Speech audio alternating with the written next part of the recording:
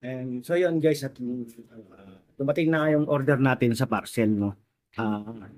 Ito, pali bagong accessories ni Red. So ito yung yung dashboard cover natin na in order.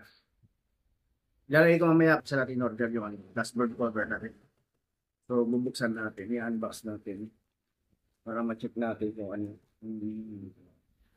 anong itsura yung pagka-board tsaka yung tela na ginamit.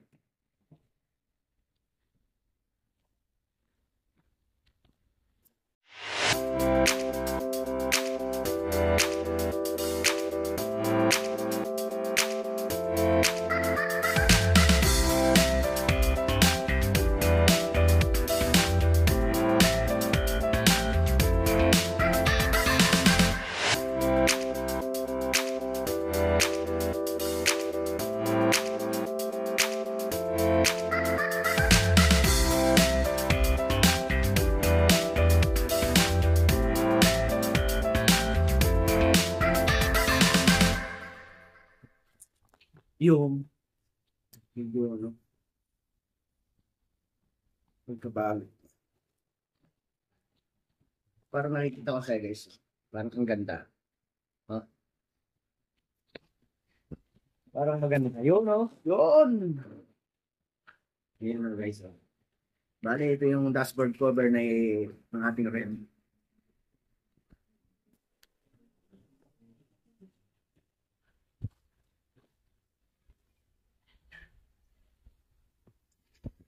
Bango.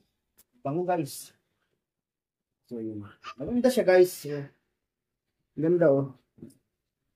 Diba? At siyempre may pangalan na rin siya. Na bordahan na yung pangalan. Yan. So lalagay natin ngayon doon. I-rem. Lalagay natin siya. Maganda, maganda. Maganda yung tela. Maganda yung pag yung gamit na yung materials na ginamit dito. Kaya sulit pag nag-order ka talaga dito. Kaya. So, tara guys, lagay natin doon kay Red. So, nandun sa labas yung sakyan natin, nakagarahe. Install natin Red. Nag-aantay para ikabit natin yung dashboard cover niya. So, let's go. Ikabit natin. Meron ka kung ano dito, yan, pan, tsaka yung yung phone holder. So alisin natin yan muna guys, no. Alisin muna natin siya para maikabit natin yung dashboard cover.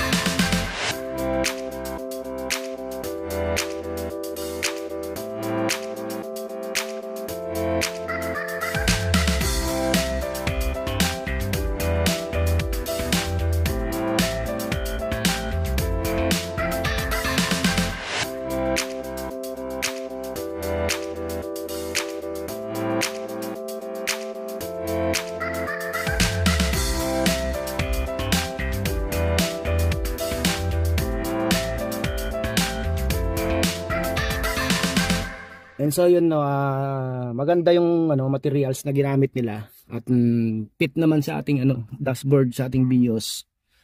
Yan. Kaya kung magpapagawa kayo, dito na kayo kay Ruben's Car Accessories. Yan. Yan. Free shipping na rin siya pagka medyo malapit yung pagdi-deliveran. Yan. Salamat nga pala sa kay Ma'am at sa Ruben's Car Accessories. Yan. Maganda. Yan, pwede ka magpa-customize ng pangalan yan, tulad niyan. Customize. Yan. Thank you. Thank you po ma'am, thank you.